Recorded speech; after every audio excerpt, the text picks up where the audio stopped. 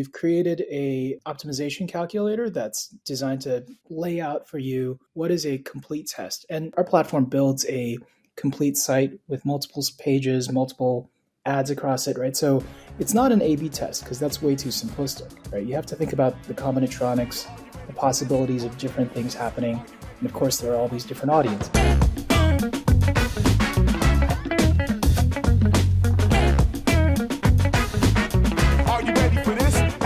What's up, lifers, and welcome to the Daily Stand-Up with Lifetime Value, where we're giving you fresh new customer success ideas every single day. I got my man JP with us. JP, can you say hi?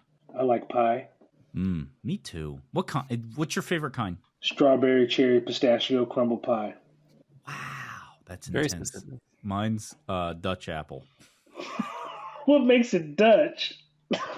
Hey. And we have Rob with us. Rob, can you say hi, please? I'm more of a cake guy myself. What's up? Oh, well, my favorite type of food is food. So there you go. And we have Scott with us. Scott, can you say hi, please? Hey, how's it going? Very good. And I'm your host. My name is Dylan Young. Scott, thank you so much for being here. Can you please introduce yourself? Yeah, my pleasure. So I'm Scott. I'm the CEO of Boardwalk Marketing. I've been in algorithmic marketing in one form or another for about 15 years. I had a lot of fun building companies using all the different knobs and switches online. And yeah, it's been a really interesting journey. All right. You said a bunch of stuff that I got questions about. I don't know if we've got time. You said algorithmic, knobs and switches. I'm intrigued, but we have a job to do here, Scott. And that is, you know what we do? We ask every single guest one simple question, and that is, what is on your mind? We usually say customer success. I think you might want to expand that a little bit, but I'll leave it up to you. What is on your mind, Scott? Can you tell us? Yeah, sure. So I'm working with a certain kind of customer, and they are the people who provide marketing, traffic, and users to other people, right? So normally a business thinks they need marketing in order to get more audience, get more sales. And these are the guys who provide that stuff. Now, these guys want to expand into building their own businesses, which is great, right? They want to diversify. They want to go deeper and build businesses with depth and longevity instead of just sending emails or buying ads on different, ad networks. But then they have to overcome certain challenges themselves, right? Because if you're used to sending traffic for other people, you don't actually do the full stack of business, right? You might look at another person's business and go, yeah, I can build that. It just looks like a website with a couple pages, right? I got that. But you may not see the whole elephant, right? You may not see all the things that they do for their own separate marketing or branding. They may not see all the business deals on the back end, right, that make that business profitable and possible. So the challenge I have is these marketers are used to running one campaign at a time, usually a test at the beginning, right? And the tests are usually pretty small because all they have to do is hit some kind of a target. And then the target's usually set by a mature business. And then they're just like, cool, I send 1,000 emails, I hit my target, I'm good, right? So when they want to build their own business and they don't have the depth, they don't have the vision of the full business, they don't have the connections and networks, the challenges I've run into is that those guys want to run the same test because it's what they're used to, right? And then they find that kind of falls flat. So that's what's on my mind. Rob, Scott is a personal friend of yours, so I want to make sure you get an opportunity to ask the questions you want to ask of Scott. For sure. Well, so Scott, I know we've sort of outlined the problem statement, right? Is how do we, I think what's cool about what you're saying is like, you're talking about a reframe of what might be a decade or two's worth of someone's like sort of calcified thinking about how testing works. And particularly when it comes to like web traffic conversion, I think is elusive. It's mysterious. There's, it's not like a lot of times in customer success, we end up talking about more like enterprise relationships where you're dealing with like a person on the other side of the screen or a team on the other side of the screen. But we are thinking about the same fundamentals, which is conversion to goal, conversion rates to goal.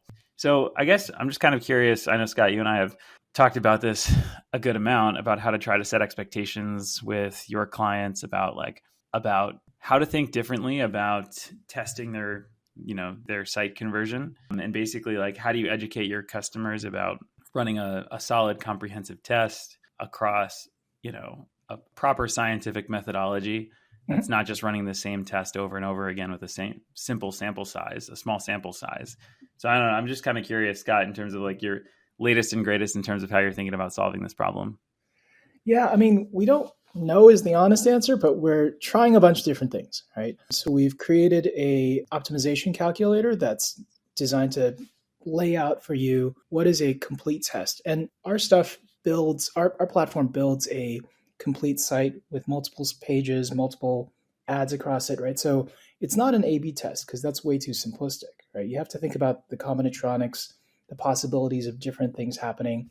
And of course, there are all these different audiences, right? So we're trying to give them a way to kind of estimate what the approximate, damage is going to be, right? So that's one. The others, we're just trying to discuss this early on with the customer as early as possible, setting their expectations that, hey, building a business like that has all these other steps, right? We try to mention the other parts of the elephant, as it were, right? So they can get a sense of what's involved to create some buy-in, right? When they do get to the step where they see this larger test expectation that we're trying to set. And then aside from that, we're not really sure. We're just, trying to wing it a little bit with different customers and see what works, trying different types of appeals, different types of discussions. But in general, it's communication, right, is what we're trying as our solution. Do you have a practical example to share? Like if we just make up an example, I feel like that would be really helpful. Yeah. We could even workshop it live here. Yeah, so I've got a client who sends millions of emails a day, right? So they have lots and lots of traffic. They can point that audience gun, as it were, right, at anything they want and try to turn it into a business. But when they normally do a test, it's to Google Ads. And Google Ads, within $50 of budget in a couple of days, with a very small amount of traffic, right, 100 users a day, you can figure out what Google is going to pay you. Right. And so they're like, cool, that's all I need to do the same test. Right. So build me a 10-page site with like all these variations. And, here's your AI, automating the testing of 10 different ads in like a three ad slot, right, on that thing, and rotate it through and give me the results. And here's 100 users. So that's a real example. Now, his goal is to turn that into an auto insurance juggernaut. Right. He would love to do that. And that's great. Auto insurance is a wonderfully valuable business, but there's a lot of deep business relationships. You need to understand what the user quality is, what the likelihood of purchase is, right? Typically, if having built an auto insurance lead gen before, you need about 200 leads to even get the first measurement of quality, right? And 200 leads is not 100 users. It's actually a lot more than 100 users typically. So that's the setup. Yeah, I think what you're talking about is really like, it's a scientific methodology, essentially. It's like, how do you make sure that when you're running tests and evaluating conversion, that you're using an adequate sample size, a diversified sample size, and you have enough conditions and control, or rather conditions of the experiment with a clear control and clear experimental groups that you can figure out what's working and what's not. But yeah, I think it's a lot of us, we sell ourselves short when we for anybody listening to this show who's trying to make conclusions about which playbooks are working and which aren't, for example, in customer success. Like one thing to know is that you may have to try many, many, many times before reaching an actual conclusion about what's working. Strong signal. Hey, Scott, I'm not too proud to say I don't understand what the hell you're talking about, man. I get the basis of it. Yeah. And I understand, but man, this is so far out of my realm of understanding. So, JP, why don't you go?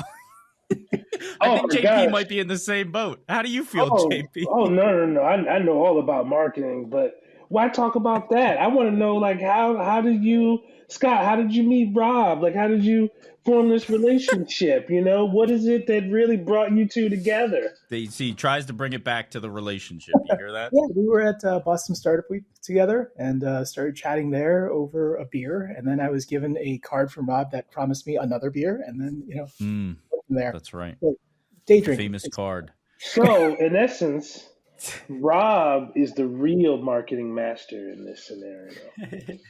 For one-on-one what marketing, you're trying to do here. My ass every single time. Absolutely.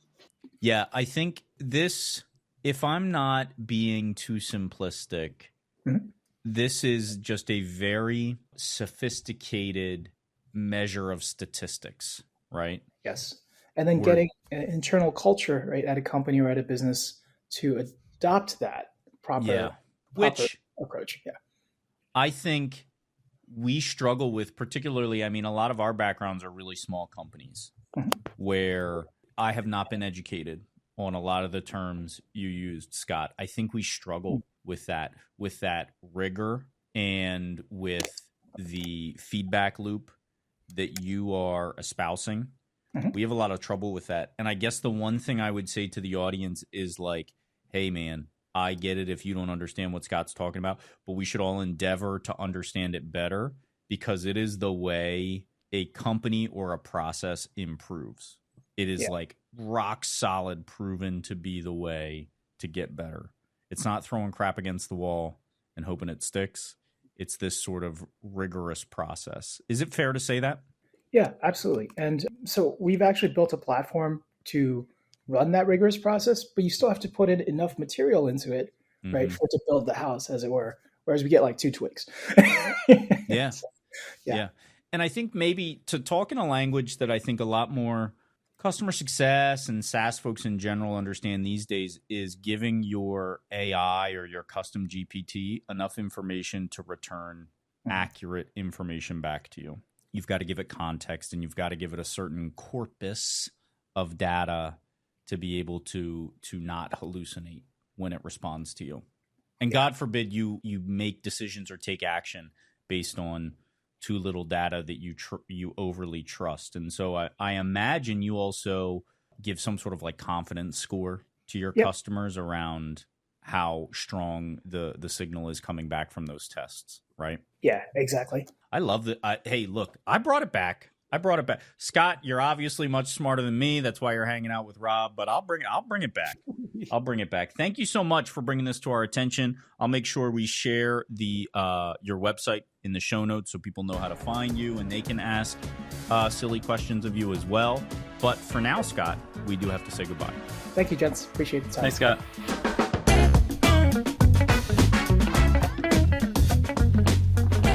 You've been listening to The Daily Stand-Up by Lifetime Value. Please note that the views expressed in these conversations are attributed only to those individuals on this recording and do not necessarily reflect the views and opinions of their respective employers.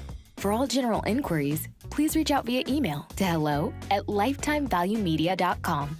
To learn more about advertising on The Daily Stand-Up and the Lifetime Value Media Network, please reach out via email to advertising@lifetimevaluemedia.com. Find us on YouTube at Lifetime Value and find us on the socials at Lifetime Value Media. Until next time.